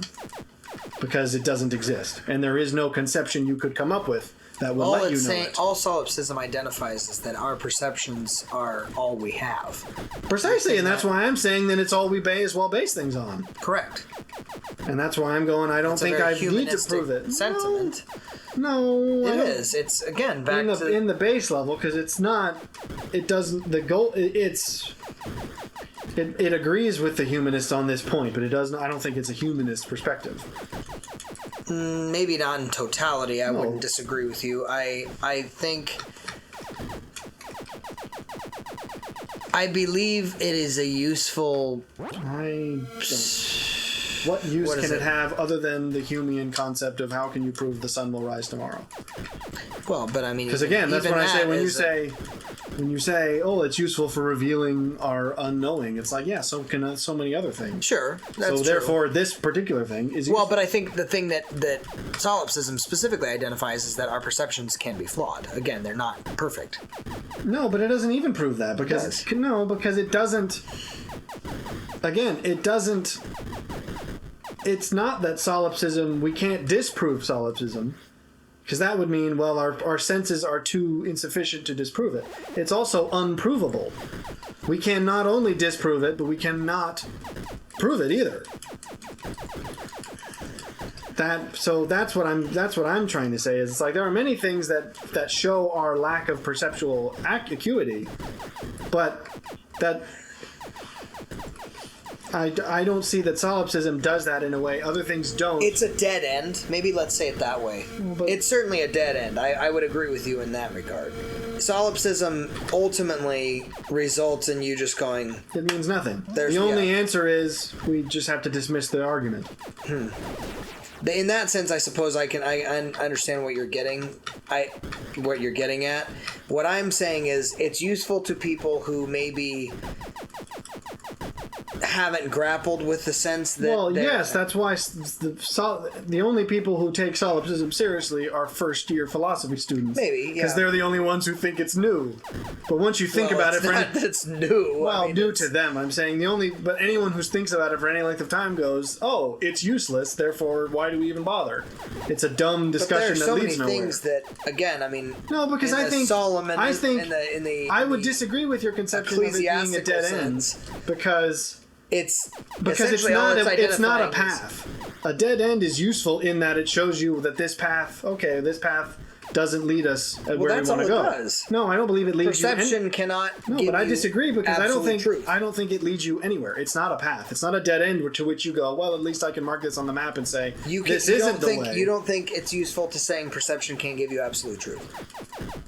Perception specifically, because again, you identified. That's not its point, though. It is. No, it is. That would be a Cartesian argument. I think, therefore, I am gives that argument and does not lead to a dead end. Or whether or not it does, it is still useful. Really identify what solipsism is identifying. What solipsism identifies is nothing. No, it identifies that you could very easily be the only person that exists, and you have no way of proving it. Correct. Which means your perceptions are always, by definition, only because it defines them that way. Less than. No, because again, you're suggesting that if we had different perceptions, we could disprove solipsism, and that is not in the argument. The argument is... If we had an understanding of the collective consciousness, I think we could. You've just now provided a way in which you could prove it, which is not baked into the argument, No, I'm saying that's not what solipsism argues. Solipsism argues that it's impossible. No, that no matter what your perceptions, because even let's say you could know the subject, the collective unconscious. Let's say that was a capacity you could develop. You would still have no proof that your access to it was correct. So this is the point: is that it literally is a non-starter. It's not a dead end because a dead end, I admit, can at least prove to you, okay, this was not the right way, and now we can mark it off the list. But it doesn't start. It doesn't give you. It defeats itself before it even goes anywhere. Yeah, I got you. That's what I'm getting at. We're at risk now of running overtime, so this was a smart game because I knew it was. Yeah, it's fun. It's something that it could be not so trivial that it can allow a conversation. And I'm not. All I'm saying, and I am a very. For being somebody who is a religiously grounded individual as far as morals and ethics. This is why I say I'm deterministic, but I am very much a humanist in that there are. So were a lot of the golden age of science. I just think that who are also religious. Yeah, there's a great deal of our perception that is. So many people take perception as some sort of a... I would say this, and I would say perception is unknown but not unknowable. That's the crux I'm saying. That was a glitch and a half. Did you see what... Yeah, it stopped right in front of you. Because it seems as though you're arguing that it is unknowable by its definition. And I would say no. Perception? Yes. That by its definition it's unknowable. And I say no, I agree with you that it's probably not possible for a human to know it, but not definitionally. Merely because you couldn't live a long enough life to achieve it. But again, I'm positing a way in which you could achieve it. It's just not one that is available But to you. You think that would still give you an ability to actually trust your own perceptions 100%. Again, I'm not saying they can't be 95. I mean, an A is still an A, right? You can still act on your own perceptions. I'm not suggesting that they're useless. This is where again, I can't prove the sun will rise tomorrow. It is. I'm it's not very much that question. About it. Yeah, it's true. And like you said, it's a function question. It's functionally, yes, I can say I have an ego perspective of both my. But see, this is what you would ultimately come down to is the concept of an axiom, where you go. At every level of philosophical thought, something is taken on faith. Well, yes. And the fact you've hit on the actual truth. Well, exactly. So I'm saying, okay, axiomatically speaking, even in things like geometry the study of geometry begins with axioms. Yes. with things we can't prove but which seem to hold true, Yes. and which make the rest of this possible. 100% true. And so it's like, sure, if you want me to say that like life is that way, that I prove to you mathematically that the sun will rise tomorrow? No, but I can prove to you using, perhaps not prove, statistics. I have maybe? evidence. I have sufficient evidence to make the assumption. Yeah.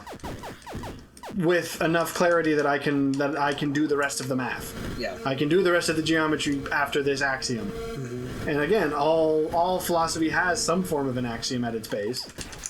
I mean, even the Cartesian sense of I think therefore I am, that is his first axiom. Right. He can't prove that either, but he's going, this, if I take this as the core thing, where can I go from here? Well, and I think for me, all I'm getting at is the skepticism I maintain with my own perceptions is not to give further, or maybe not further, greater credibility to external sources. I'm not suggesting that. What I'm saying is, But see, that's what I wonder then. 'Cause that's I think what what does you're that leave hearing. you with? What it leaves me with is reasonable I can't trust doubt. myself nor others.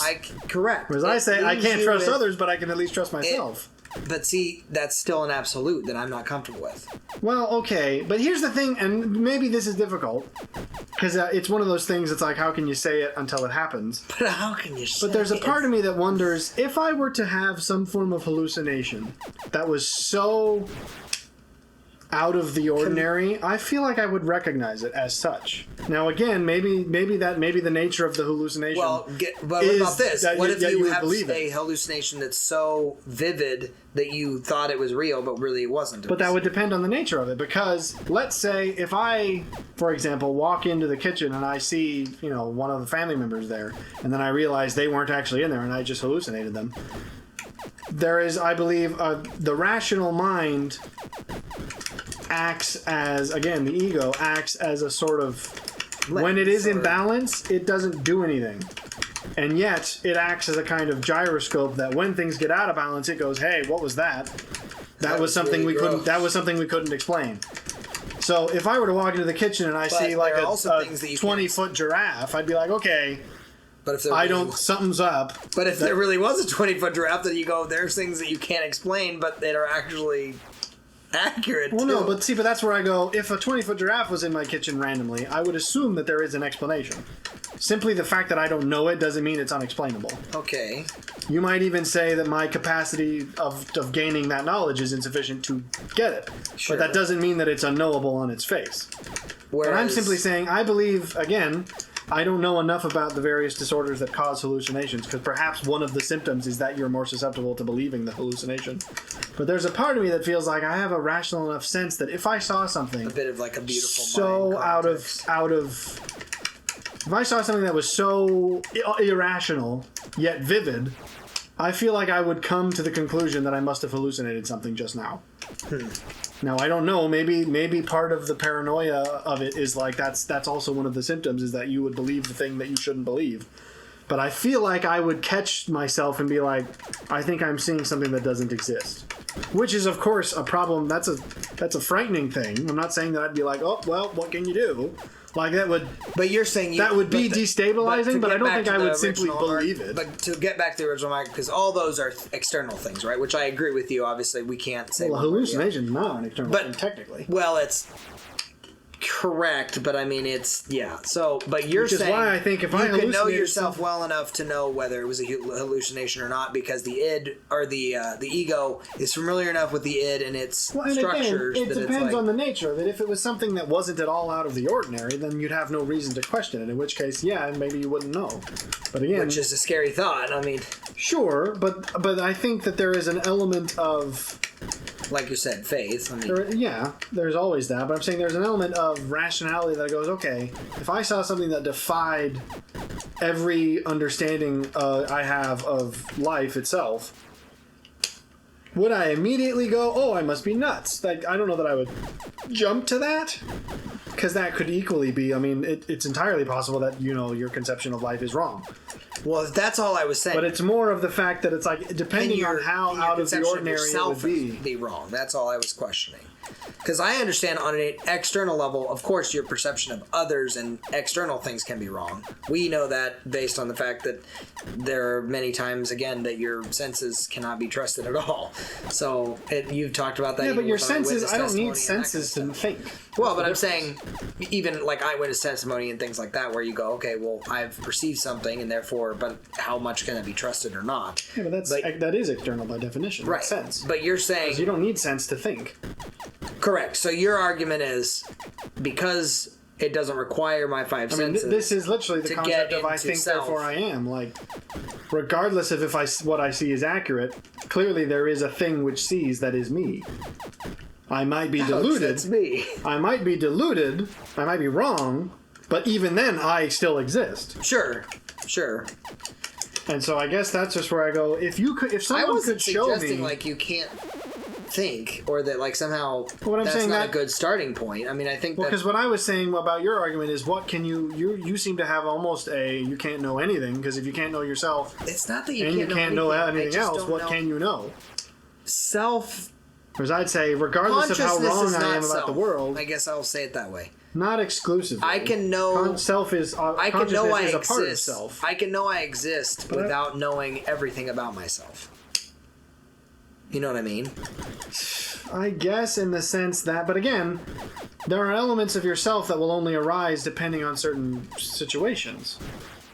And when I say, again, that's the sculpture argument where I'm going, sure. If I was put in a circumstance I've never been in before, I'm sure it would reveal things about myself that I've never had to face because they've never been relevant. Sure. But I think once they appear to me, I think I am at a point now that I would recognize that this is a part of me. Yeah. I don't think I would project it and go, this circumstance the world was out to get me. It's like, no. This is probably just something I've never had to face because it's never come up. But I think I know myself. Again, it's an intuitive sense of I would know it when I see it, at least I think.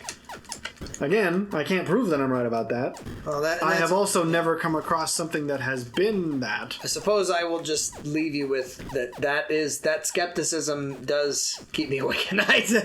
Well, so I'm leaving you with that thought to say, well, I'm glad I'm not you.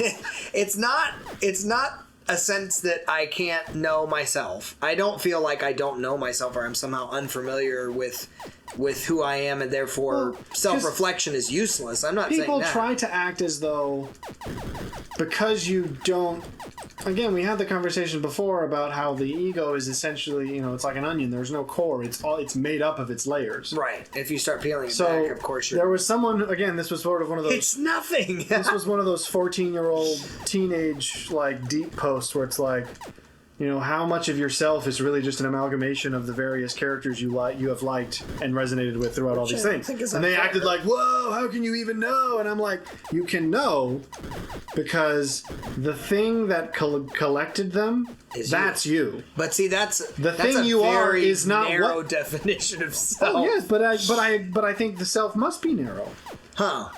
At least in the conscious. Okay, maybe not the self. Consciousness. Consciousness must be because narrow, I think consciousness is not the only part of the self. Sure. But to think that, because, all of these elements have come in to make me, what was there before I found all these elements? What was I before I knew all these things? The answer is you were the thing that collected the things. Yeah. Well, and that's again very much which is again you've been redounding to Jung quite frequently, but I don't think it's I finally have Jung on my shelf. Oh, no, that's not true. I have had for a while. I was about to say, didn't you have? I have that other Jung, but it's very small and it's not. It doesn't deal with the work he's famous for. The other book I have, but I now have that might be considered one of his. It's the Archetypes and the Collective Unconscious, which is one of his most famous books. Seminal.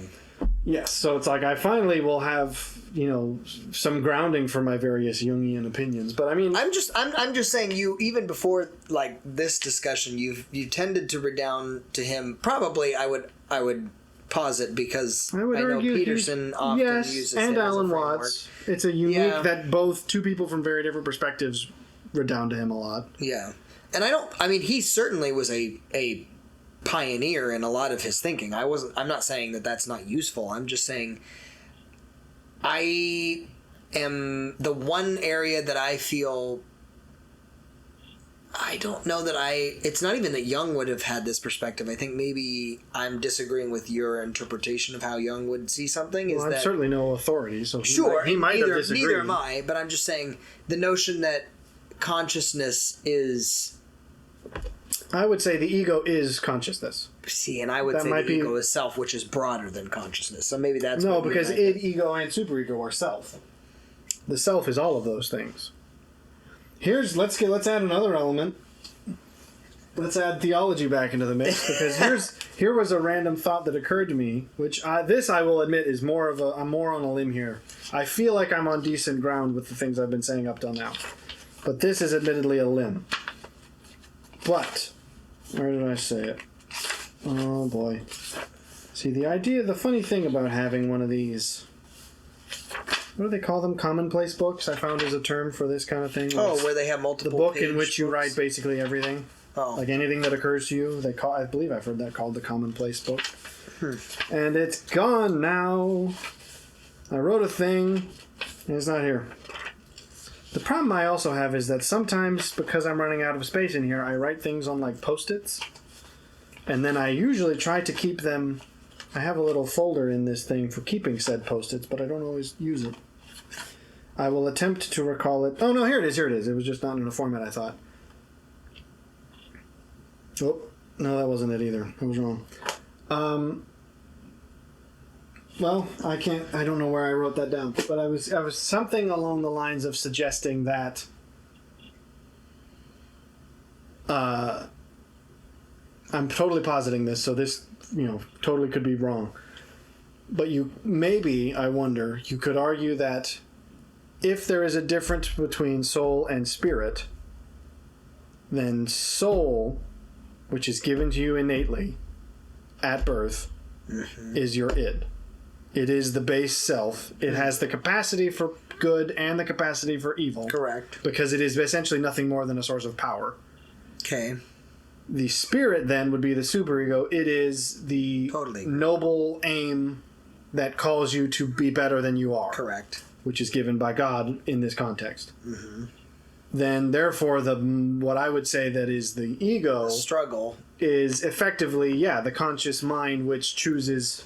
Effectively, it's like... Yeah, that's a cool way of putting that. I like that. No, I don't know how theologically that would hold up, because I don't know enough. It's not theologically inaccurate. I don't think there's anything in there that would... But this is where I say your soul is given to you, and I don't think you can change it. God could change it. Maybe. I mean, not maybe. Yes. He does. But not like... It's not the kind of thing where you'd be like, oh, Lord, I wish I was more patient. And it's like, bing, you're more patient. Right. It's sanctification. It's the becoming your superego. I mean, it's like, that's what you're doing. Exactly. So I would agree that on that sense, like, yes, you'll never be fully integrated until you're dead. Right. But I don't believe... But that is not by definition. I say you can always... In fact, I would argue that this is one of the reasons I appreciate the Orthodox tradition, is that their belief is... No, you're not just like, saved, and then I'm fine, and then when I die, I go to heaven. It's like, no, you're saved, and then you should spend the rest of your life getting as close to unification as you can on Earth. And I think that everybody because then more of you survives the fire. Even if less other denominational we had this discussion. Have it? I think all of them should. I don't remember when we had the discussion, but the notion of like, you could eke your way into heaven by going like, I made it because I confessed at the last minute. It's like, yes, and most of you is going to burn off. Like the fire of purification is going to destroy most of you because so little of you was transformed that so little of you is left. I don't know if it's comparison directly in that regard. I mean, compare it. What do you mean comparison? Like, I don't think it's a I would measurement device, I suppose, because I mean, thief on the cross. Coming to faith, today you'll be with me in paradise. Paul does say that there are going to be ranks of people in heaven ranked by their deeds and their righteousness. Sure. So your goal is then to say, okay, while I am on earth, the more I pursue the unification of soul and spirit so that I am, to coin a very popular and not, a very perhaps overused, it's the whole... two wolves inside of you thing that's been it goes around. You feed kind it's of like I don't think that that's inaccurate. Perhaps it's overplayed nowadays, but it's like essentially your argument is you It's ought become a bit of to be aiming your soul at good things so that by the time you're dead, your soul has had Right. experience, so that the purification It's fire, strong, yeah. more of you survives because you have been in the practice of strengthening it. Whereas I do think there is an element that says, if you just do the bare minimum, it's like, yeah, will you make it? Sure, but you're going to miss out on the opportunities you could have had. Sure. And Paul even says, like, there will be crowns given to those who deserve them, based on what they do while they're in their time on earth.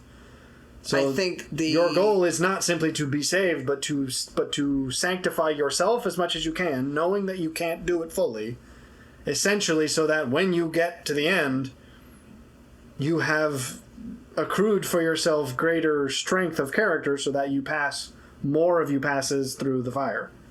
Because I don't believe that anyone's going to skirt straight through. No, but I don't know that. I guess I'm that part is, I don't know that I have a particular perspective on. I think one thing you said that I actually really liked is that it's the unification of soul and spirit. It's not that the id somehow doesn't exist on the other side. You know what I mean? And you had mentioned id represents your personality in both the positive and the negative sense. I think that's true. This is where I would say, this is why I say I'm deterministic but not determinist, because I don't think you can change the id. An act of God could change your id, certainly. I'll leave that open, because some people describe this like they've talked about, like, addicts have gone, and I've just never looked at a drink. There are people who it's like, the addiction is gone.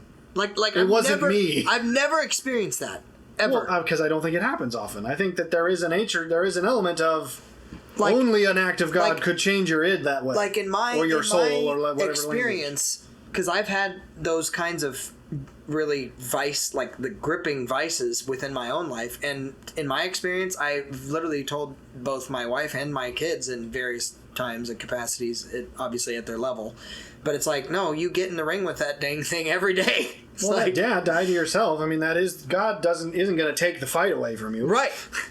So, I mean, the people that kind of do that, it's almost like a little bit. This is one of those funny examples of a secular film that gets it strangely right in this way. I actually think Evan Almighty, does a great job in the final sequence when he says, if you ask for patience, does God give you patience or give you opportunities to be patient?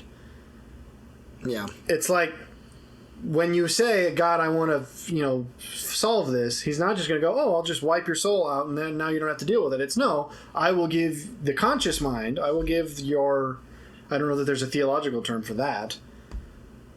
Because if we use soul and spirit, I'm not sure what else is left. It's like the conscious mind. It's a part of your soul, but yeah, it's a. I will give that the ability to aim the soul, because the soul, I don't believe, this is why I might disagree with the Freudian interpretation of the id, is only because it seems innately negative. Yeah, that's true. In Freud, yes. Whereas I would say the soul is essentially it's just a form of energy. I mean, to put it in the broadest sense, where you can aim it at what you want. And it is because you are a fallible person that you can use your energy in negative ways. See, it's more unique than that, in my opinion, though. Like the id, or if we're calling it the soul, in that it's your personality, it is your life force. One thing that one scripture because that does come to mind is there are primal instincts that are not evil. Yes, but I think in the sense that, on the other side, there's a scripture that talks about the fact that you will be known as you are known, meaning that your personality, parts of your personality, clearly go with you. And I'm okay. That's why I say I'm coming back to the idea that you're talking about the unification of both soul and spirit, because I go, the part of the draw that comes up when you are, when you're being refined, and it gets swept away, is the part of your soul that needs to be burned off, right? Yes. That part. But I'm saying, if you're not an integrated person, that's going to be most of you, because you won't have known what to aim at, so you won't have been aiming in the right spot. So it's just literally you hanging on to Jesus, and at that point, it's and that's, again, you'll make it there, and better that you do. It's not to say, you might as well not. It's like, no, you definitely might as well. Yeah. But as Paul says, if you do the work now, more of you survives. That's an interesting This is also thought. the Jungian, or Peterson talks about this. I don't know if he's basing it off of Jung. He probably is. It's basically going, the whole purpose of this kind of activity is to say what you want to become in life, and this is even on a non-metaphysical, afterlife sense, but you want to become the thing that survives adversity. Yeah, And adversity is going to shave off of you the things that can't survive adversity. Peterson actually had a great framework in understanding that passage in James that talks about like how you ought to consider it a joy when you face trials or whatever, which is a verse I've always struggled with too. But basically, what Peterson is saying is similar, which is that when you pass through those things, you couldn't get to where you are now having not done that. Because again, and I mean, I feel that I've had experience with this where it's like this is an element of when you face hardship, it does destroy parts of you, but the parts of you it destroys are the parts that can't endure hardship. Right. Exactly. So that which exactly. So you have to reach, and again, you might consider this a sort of faith-based, because I don't know that I could provide you evidence, but you have to accept the faith, the idea that what survives the trial is the better part of you, because it was the part that could survive the trial. Right, and I think that God does sustain. It's a little bit of the pithy way of putting it is, how can you hate the path that led you to where you are? Yeah. I mean, I guess you could if you hate where you are. Then you might argue, okay, perhaps do you hate the path or do you hate the decision you made? Is the question. Exactly, because you might be on the wrong path in that instance. But it's like if you're happy with where, I guess that's the assumption is. If you are happy with where you are, you can't hate the road that led you here. Right, exactly. As hard as it may have been. Yeah. Anyways, this might almost be 2 parts. We'll see. Well, uploading it for 2 hours is going to be a much heftier file, but I don't know. It was good, though. Well, it's a good one. I like that one. That's a good one. Yep. Anyways. Great job, though, on this game. It's cool. I like it. More, I'm as difficult as it was, I actually found it sort of rather engaging. Some sort of occult themed Minesweeper. I don't know what Click on something, it becomes, I don't know. I think you're reaching.